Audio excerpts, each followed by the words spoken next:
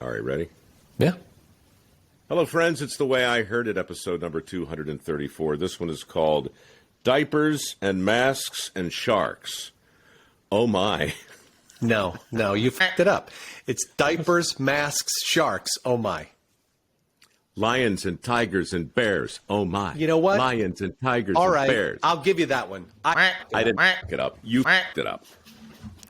Now, why don't you do yourself a favor and count us in again so you don't have to live with this humiliation. 3, 2. The man you are about to see entering the frame in mere moments is a legend. I don't want to overstate it, and I don't think I have, but he's my old friend. Oh, my God, I was going to say Jeremiah Sullivan, but it's Jeremiah Johnson. Look at that beard. Holy crap. Oh, God, you know, this thing, I just started growing this thing this morning about 10 o'clock, so it's fresh and a little bit rough, but I appreciate your compliment. Dude, you look like you mugged the old man in the sea and stole his face. Well, you know, that's partly true. You know, I'm certainly an old man. I got that part right. No, how the hell look, it happened, I mean, but it did. even with this goofy connection, Chuck, tell me if you think I'm wrong, but literally the testosterone, the manliness, the joie de vivre, it all just oozes through the fiber optics with this guy. Comes straight through the camera, yeah. All right, I think then maybe before we dive too deep, as it were, and solve the problems of the world, we just establish your bona fides a bit more. You, among other things, created a steel mesh suit that allows divers to interact with sharks and recreational diving to occur maybe in a safer way. The applications, though, from that have gone in so many different directions. I'll let you spell it out for me because, honestly, I can't keep up with you. But last I read, you basically developed a lightweight, invisible, Kevlar, bulletproof thing that would let me live forever. Is that it? And it cures all forms of illness. Where do I sign? Nobody has a thing to worry about anymore. Everything's fine. That whole process of extending survivability, preventing, reducing, or eliminating injuries that are unfortunately very, very, very common in certain work environments or, you know, lifestyles of military, DOD, that kind of thing, and action sports and industrial safety and all that sort of thing. So suddenly I started getting calls from all sorts of sundry people that had issues, some kind of an issue of a danger, a threat, of physical harm to either participants from their group or other individuals, perhaps, that might be exposed to these threats. And I mean, the calls were far and wide. Everything from NASA looking for ways to protect the tires on their Mars landers, things of that nature, to the protective garments and the textiles that I've been building for the DOD, special operations communities, things of that nature. When it comes to something new and disruptive, particularly disruptive, as has been the case with a lot of the things that I've done. I mean, starting even with the interacting with sharks safely, as opposed to the high risk of being bitten, particularly when feeding or in those kinds of environments. You know, it became I guess it became a threat. In Sidebar, Chuck, why are you shaking your head? Was it the casualness with which he describes this?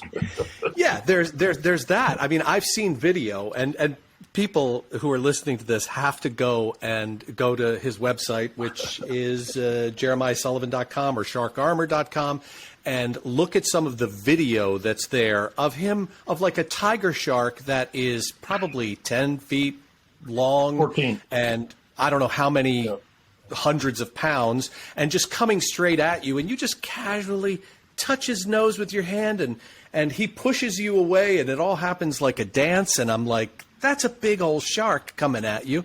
This is the thing, Chuck, about Jeremiah. He will bury between parentheses that which a sane person would put in 44 print Helvetica, right?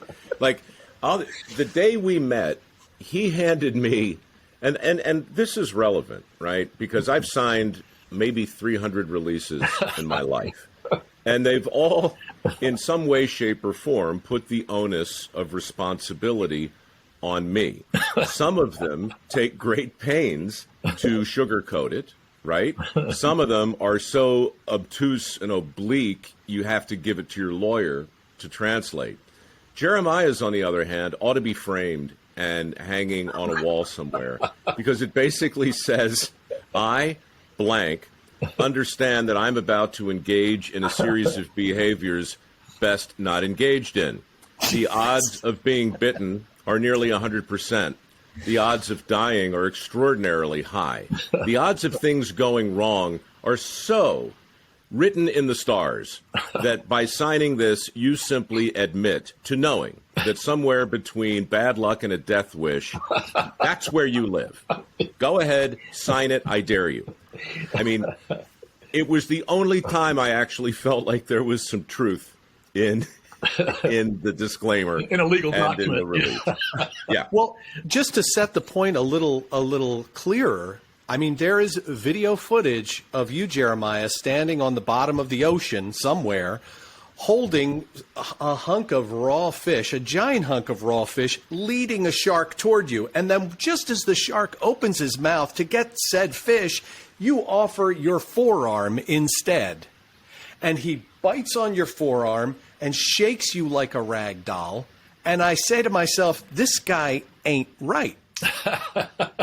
Well, there could be some truth to that, but opinions vary for sure. But probably that same shoulder is the one that I just had replaced with a new socket over here a couple of months ago. So there is a downside occasionally. You could get a little wear and tear action there. Chuck, the moment people should try and conjure up in their mind's eye was during Shark Week. I think it was 2006 or 7. I think the job is to weld a shark suit and build one. He invented the thing, and so I'm down there working with the inventor of the shark suit. And then we get done, then he's like, well, let's go test it. I'm like, well, how would you do that? He goes, well, you jump in the water and let the sharks bite you. I think he's kidding. He's not kidding, right? So literally hours later, there's a chum slick. There's blood in the water. The sharks are everywhere. Jeremiah and I are dressed up like Ivanhoe and Lancelot, and we dive in. And, of course, we get bitten. But 60 feet down, we're kneeling on the bottom. And there's a moment, Jeremiah, and you can consult the video for this. And this is actually the foreword to a book I can't get around to finishing. But there was a moment when I looked over, and a shark had you by the elbow, left elbow. Another one's got you by the right shoulder. One of them got you from behind around your hamstring. And to Chuck's point, they are truly shaking you like a tug toy. You go upside down. There's so much blood in the water from the chum, but who knows? It could be yours, could be mine, I don't know. And I saw the tail of a reef shark whip around and knock the regulator and the mask off your face. Chuck, the man is upside down, 60 feet below the surface. The bottom of the boat is just a distant little smear on the surface. Bubbles are coming out of his mouth. The only thing I can hear are the sounds of my own screams. I have a front row seat to the end of this man's life who I just met. And still, in the midst of that awfulness, all I could think was, hey, kind of brought it on himself, Better him than me. Stupid is as stupid does. So